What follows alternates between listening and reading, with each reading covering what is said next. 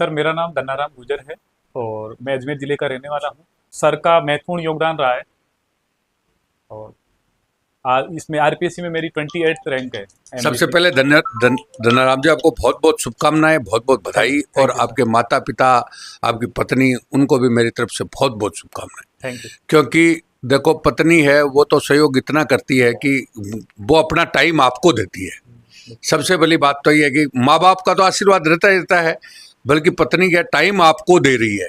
अब टाइम आपको दिया तभी आप तैयारी कर पाए, नहीं तो होता ही नहीं, संभव ही नहीं था।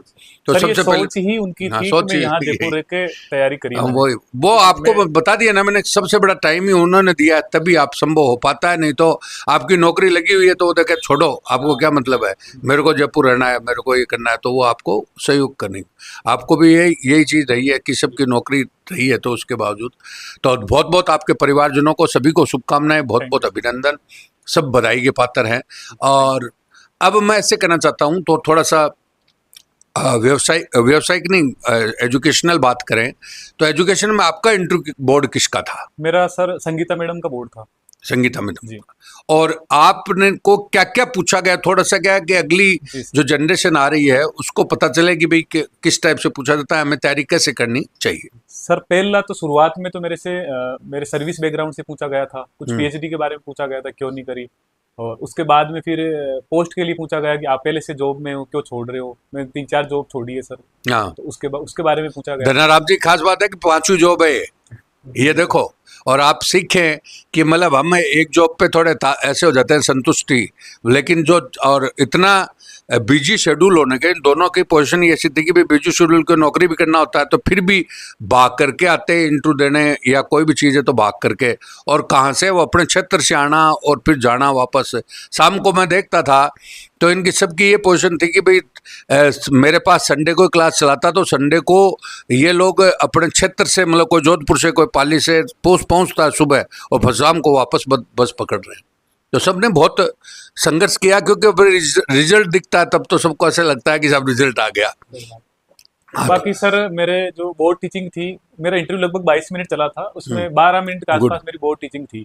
12 मिनट? जी सर। कौन सा टॉपिक था? मेरा था सर आवश्यकता का पद सोपान मैस्लो का। अच्छा, मैथ्स श्लोक का। उसमें सर के यहाँ पे मैंने बहुत प्रैक्टिस करी थी, घर पे है। बोर्ड ले आया था। और जो बोर्ड टीचिंग थी, मुझे लगता है कि शायद उसने मेरे को बहुत अच्छे नंबर दिलाए हैं। हाँ। और उसमें उन्होंने आप क्रॉस क्वेश्चन भी किए थे। संतुष्ट हो मतलब अपने बिल्कुल बिल्कुल सर।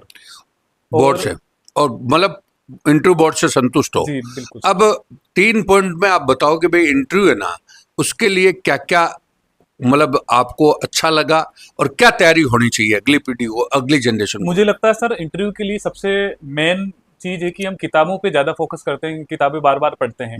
उनको पढ़ना चाहिए, पर प्रैक्टिकली जैसे आपने हमें सजेस्ट किया था, हमने जो सीखा है प्रैक्टिकली भी उनको जोड़ना चाहिए। चाहे आप कुछ भी कार्य कर रहे हो, चाहे सरकार की कोई पॉलिसी हो उससे जोड़ना हो, या जैसे मान लो मैं सर्विस में हूँ तो मैं सर्विस से रिलेटेड करके मैंने उनको आंसर बताए थे। तो ये सर मुझे लगता है सबसे प्रभावी होते हैं। जी और ये हमने यहाँ आके सीखा था किस तरीके से किसी चीज को कैसे हम जोड़ सकते हैं।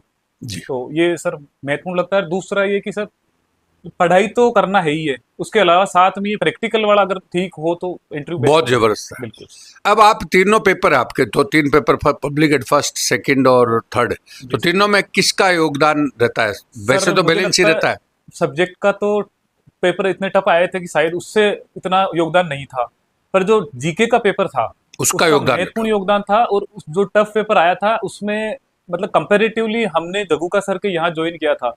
मेरा तो मूल रूप से सर का महत्वपूर्ण योगदान है, क्योंकि मैंने पब्लिक एड पहले पढ़ा ही नहीं था, टेस्ट सीरीज में मैंने पढ़ा और उसी से मेरे जो सिलेक्शन हुआ है मेन वही है। टेस्ट सीरीज भाई। बिल्कुल बिल्कुल सर, टेस्ट सीरीज और जैसे आपसे यहाँ गाइडेंस लेते थे हाँ तो ना, आपको मुख्य लोग उसका आए भी महत्वपूर्ण काफी योगदान। थे। हाँ, तो जगू का क्या मैसेज देना चाहोगे? मैसेज यही है सर कि पब्लिक एड के स्टूडेंट वो तो मतलब सर के पास आए ही, क्योंकि यहाँ अभी लगभग 50% से ज्यादा लड़कों का सिलेक्शन हुआ है।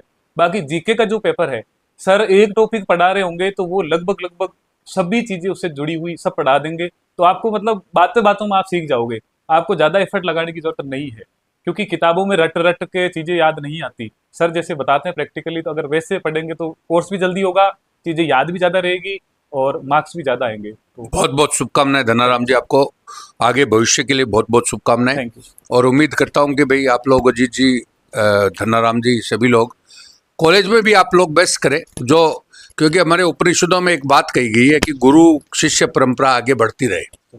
गुरु शिष्य, गुरु से जो सीखा वो शिष्य उसको आगे बढ़ाता रहे और वो बाद में अगली पीढ़ी सीखेगी। क्योंकि आपने मेरे से जो सीखा कौन सा, ये तो मैं आपको श्योर बताना चाह रहा हूँ कि हम जो ये कोरिलेटेड है ना, जब तक नहीं करोगे आज के ये, तभी तो कंपटीशन में नीचे आने लग गए ना बच्चे। ये जीके में ही इनकी पोल खुलने लग गई। इनका 5-5 साल हो गए बच्चों को पढ़ते हुए, रिजल्ट कुछ नहीं आ रहे। कारण क्या है? वो लिखना लिखना लिखना, लंबी चौड़ी क्लास चल रही है। जब तक कोरिलेशन नहीं होगा तब तक कुछ नहीं। वही आपने इंटरव्यू में देखा होगा। क्योंकि कैसे? क्योंकि वो जो मैच्योर कैंडिडेट है ना, वो इतना मैच्योर हो जाता है। अब जैसे आज एक सबसे बड़ी मैं एक मैसेज ये भी देना चाहूँगा कि आज जो अपन बागडोर है ना, जैसे कोई भी कोचिंग है तो उसमें जो लड़का नॉर्मल है वो ही पढ़ाने लग गया, वो ही चल रहा है। जब तक मैच्योरिटी नहीं आती तो पढ़ाई ये इकोलॉजिकल स्टडी है ना, उसी से समझ में आता है। अब लड़का स्टूडेंट क्या हो गया, खाली लिखना लिखना लिखना लिखना यही चल रहा है।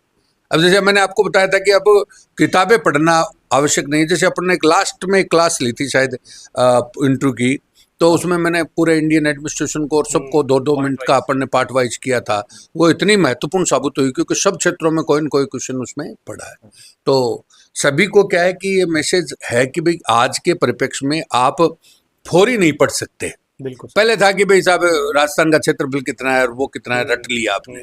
वो रटना खेल खत्म हो गया कि आपने वास्तव में समझा है तो ही आपको जीके आएगा। और ये अभी पोल भी खुल रही है, क्योंकि अभी कंपटीशन में आप देख रहे हो 40% नहीं आ पा रहे। ये पैटर्न चेंज हो गया और पैटर्न अपन ने तो पहले चेंज कर रखा था, लेकिन क्या होता है, समझ का फेर होता है थोड़ा।